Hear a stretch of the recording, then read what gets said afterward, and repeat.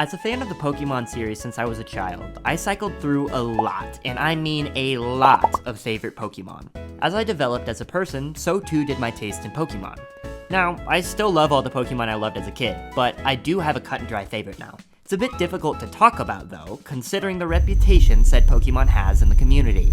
Human-esque Pokemon have existed since Gen 1, with Pokemon like Mr. Mime and Machoke being two that come to mind. Back then, it was fairly simple. They looked like people, in a way, but they were still Pokemon. You weren't looked at weird if you liked them. Unfortunately, with new designs, this didn't quite last.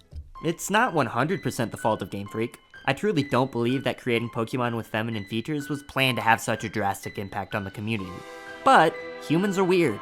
If you make something even remotely feminine, there's going to be at least one gooner out there who likes it in a, well, not very kid-friendly way. I'm not kink shaming. It's perfectly fine and reasonable to find something that looks human adult adjacent attractive in that type of manner. However, what I find issue in is more so how that perception can become a mainstream interpretation of that Pokemon, when the idea of gooning over a Pokemon becomes the norm. What I mean by this is roping all people who like a certain Pokemon in with each other.